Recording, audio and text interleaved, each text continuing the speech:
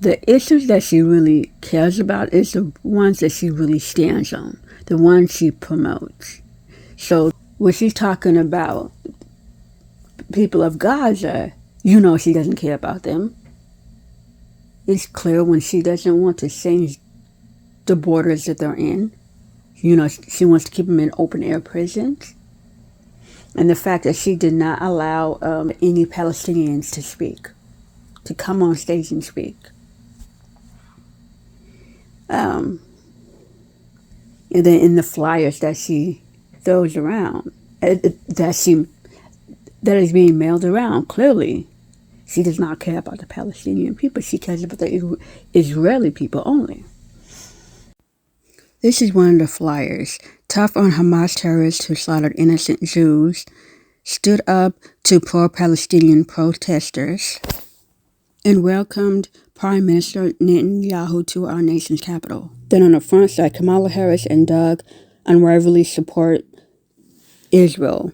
Stop pro-Palestinian protesters from ruining pro-Israel events. Links on Jewish husband Doug Emhoff to advise on high-level pro-Israel politics, condemn Hamas terrorists, and who are killing the Jews.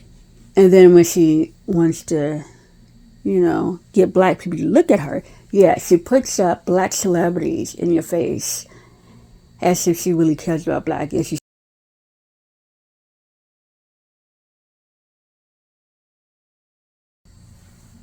The issues that, black people really care about, like, for instance, reparations. She avoids that like a plague, and she have already spoken about that in 2019. And then when she was being interviewed by the black journalist, all this roundabout talk to give basically the people nothing, where she avoids her thoughts about reparations and stuff. She doesn't care about that. She doesn't care about what black people want. She had made her statement clear back in 2019. Listen, the reality also is this. Any policy that will benefit black people will benefit all of society. Let's be clear about that. Let's really be clear about that. So I'm not going to sit here and say I'm going to do something that's only going to benefit black people. No. At the end of the day, so people who want to vote for her is because she wants to claim that she's black all of a sudden. And she wants to talk about having a ceasefire in Gaza and stuff. And she really don't care about these issues. She doesn't care. Because she made her stance very clear. Madam Vice President, black men, as you know, are a closely watched voting bloc. You've hosted black men at your residence. Yep. You have engaged black men and centered them in your economic opportunity tour. Mm-hmm. But polling shows that some black men, particularly young black men, are considering voting for Donald Trump, and they see him as better for the economy. What is your message to young black male voters who feel left out of this economy, and how can your economic policies materially change their lives? So I appreciate the spirit of the question, but I'll tell you, I've often been asked this question in a way that I've had to respond by first saying that I think it's very important to not operate from the assumption that black men are in anybody's pocket. Black men are like any other voting group. You got to earn their vote.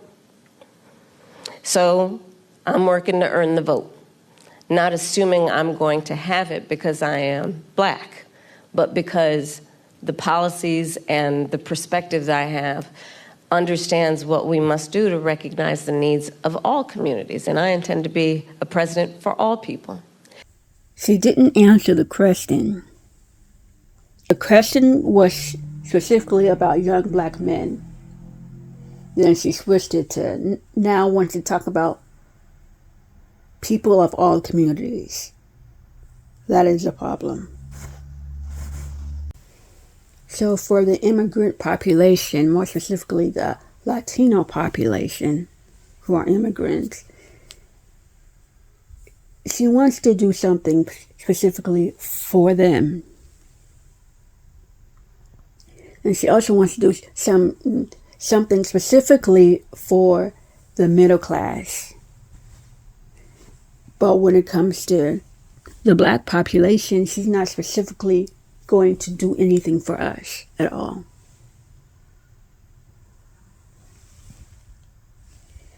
And to win the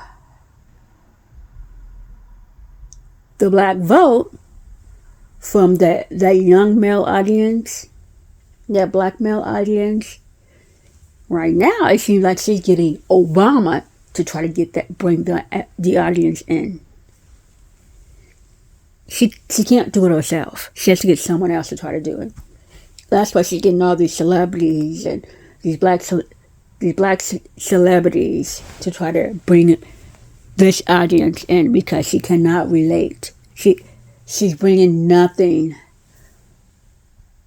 She's bringing us nothing at all. She's bringing the black community nothing. Because apparently what benefits the black community will benefit all of the community, so she's not going to single out the black community and give us anything. As simple as it is.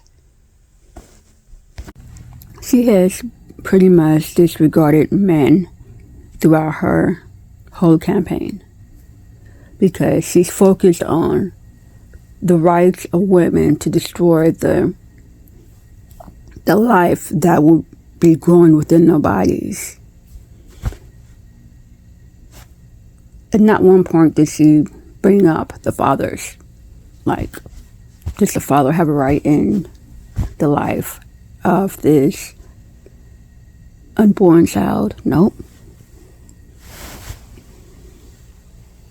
She has said nothing to men. Like, it's all about this feminist stuff. Or LGBTQ plus rights.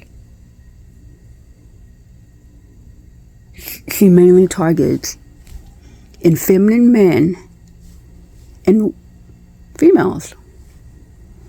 People are tired of this feminist stuff. You're not going to win male voters with all this feminist stuff. Nor are you going to win voters, especially young black male voters, by trying to shame them into voting for her. Like, you cannot claim that they're in fear of voting for a woman or call them sexist and stuff like that, and you think that you're gonna get the vote. Like, you haven't brought anything you haven't brought anything to the table that interests them at all. Nothing.